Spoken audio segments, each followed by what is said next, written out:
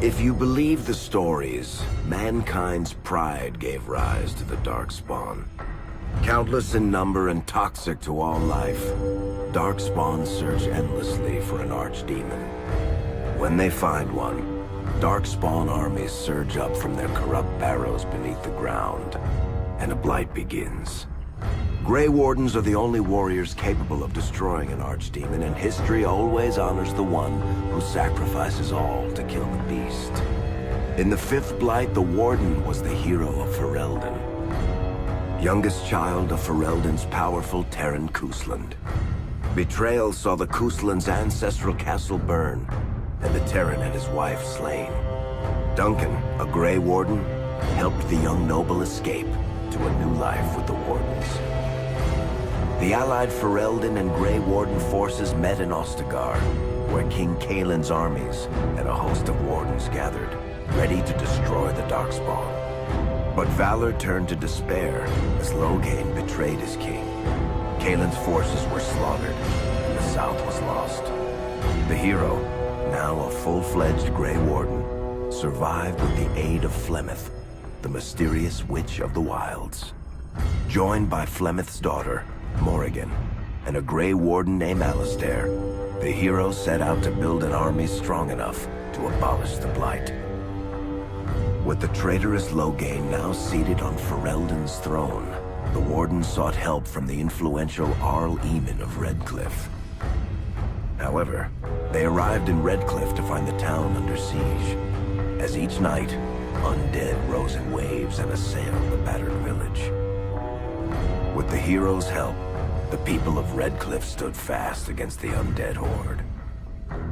The Wardens reached Arl Eamon's castle only to find the Arl lying at the edge of death, and his court fallen into madness. To save his father's life, Eamon's young son, Connor, had made a deal with a demon, and quickly fallen victim to its possession. The hero intervened, freeing Connor from possession, and breaking the demon's hold over Redcliffe. But deals with demons are never straightforward. The demon agreed only to save Eamon's life, not restore him to health. Arl Eamon needed a miracle to recover. The hero located an urn containing the sacred ashes of Andraste, which were said to cure any ailment. The urn was protected by ancient traps, tests of will, and a dragon-worshipping cult that wanted to twist the urn's power to its own ends. The urn remained pure, but mysteriously disappeared after the Wardens departed. Only the temple dedicated to it still stands. With a pinch of the ashes, the hero restored the Arl to health. Informed of Loghain's treachery, Eamon swore his political and military support. The circles of Magi are bound by oath to aid the Grey Wardens in times of blight. However, Lake Calenhad's tower could offer little help. One of its mages, Uldred, had become possessed by a pride demon and was twisting other circle mages into abominations. The hero fought to the top of the tower and defeated Uldred, saving the remaining mages. Grateful for their lives, the mages joined the Warden's army. The allies gained at the Circle were not the only soldiers to join the Warden's forces, however.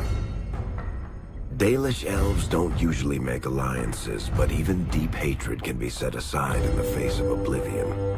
An ancient curse was destroying Ferelden's largest Dalish clans, turning the elves into werewolves.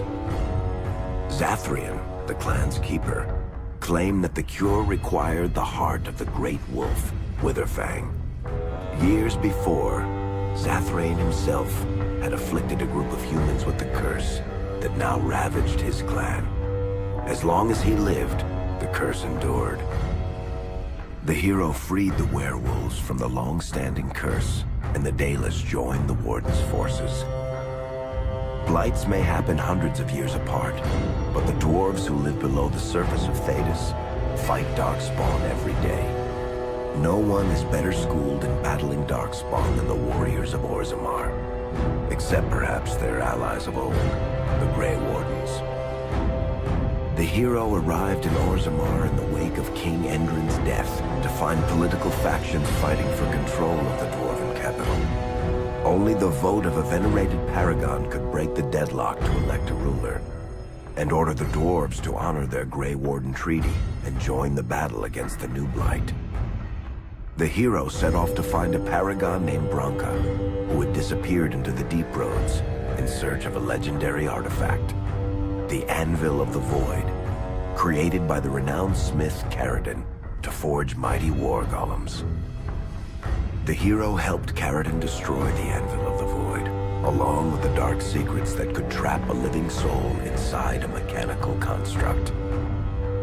The hero emerged from the Deep Roads with a master-forged crown to bestow the Paragon's favor upon whichever rival candidate would be crowned king.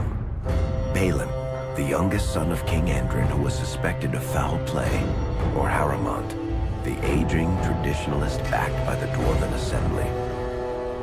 Lord Haramont claimed the crown of Orzammar. His traditionalist values keep dwarves first in all things, and safely as far underground as possible. With Dwarden's strength now bolstering the Warden's army, the hero had to deal with Loghain, so Ferelden could stand unified against the Darkspawn before the Blight swallowed the world. The kingdom of Ferelden stood divided. While some nobles supported Loghain's regency, others condemned his inaction against the Darkspawn. Civil war brewed, and Arl Eamon called a landsmeet in hopes of curtailing the conflict and removing Loghain from the throne. Loghain was found guilty of treason, and the hero carried out his execution in Denerim's palace. As the Warden's united army massed in Redcliffe, the Darkspawn overran Denerim, laying siege to Ferelden's capital city. The hero's army fought valiantly through Denerim and broke the Darkspawn's siege. On Fort Dracon's highest tower, the hero's strongest allies fought alongside the Warden in a final heroic battle against the massive Archdemon. The Archdemon was killed without the sacrifice of a Grey Warden's life. With no Archdemon to lead them, the Darkspawn scattered. Most fled underground, still teeming in number and always seeking a new Archdemon to awaken. The shattered kingdom of Ferelden embarked on a long journey to recovery. In the Blight's aftermath, strong leadership was crucial. Alistair, half-brother to King Cailan, became Ferelden's new king, and the line of rulers who descended from Calenhad the Great remained unbroken. Ferelden still stands, as obstinate and resolute as the Dog Lords ever are, but the events of the Fifth Blight loom over it as the nation rebuilds. For people across Thedas, legends of the hero of Ferelden remain the nation's brightest beacons of hope during its darkest times. It all began in Kirkwall, the fall of Knight Commander Meredith, the Qunari uprising, and of course, the Chantry's destruction and the onset of Mage rebellion. One person always stood amidst the swirling chaos: Hawk, the champion of Kirkwall. The Hawk family fled Lothering, refugees from the Blight. Leandra, mother of the champion, and siblings Bethany and Carver hoped to find refuge at her family's estate in Kirkwall, far to the north. While Hawk had no magical abilities, the champion was at the heart of events that ultimately led to the Mage Rebellion. The Hawks escaped the Blight with the help of Aveline Valen, a warrior and family friend. It's said that the family was also aided by Flemeth, the notorious Witch of the Wilds. Hawk's brother, Carver, never reached the Free Marches. He was killed by Darkspawn while protecting his family. The family's first years in Kirkwall were difficult. Leandra's brother Gamlin had lost the family fortune. The Hawks lived in poverty, forced to indenture themselves in return for entrance to the city. To pay off the debt, Hawk was forced to work for a band of mercenaries. All the while, Hawk and Bethany did their best to hide Bethany's magic from the Templars. Opportunity eventually struck in the form of a dwarf named Bartrand Tethras, who was planning an expedition to the Deep Roads. It was a long shot, but with gold gained from the expedition, Hawke could free the family from its criminal creditors and further Templar scrutiny. Hawke met a rogue Grey Warden named Anders, who possessed detailed maps of the Deep Roads. These maps were crucial to the expedition's success. Once Hawke obtained them, everything else fell quickly into place.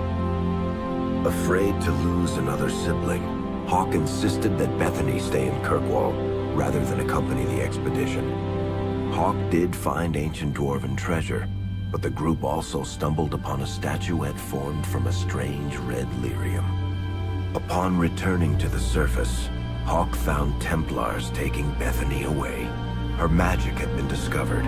She joined a mage circle soon after. The gold Hawke recovered from the Deep Roads brought back Leandra's stately childhood home in Hightown. The Hawkes had barely settled into their new home when Leandra was murdered. A deeply sinister and twisted killing. Hawke hunted down Quentin, the blood mage responsible, but could not prevent Leandra's death.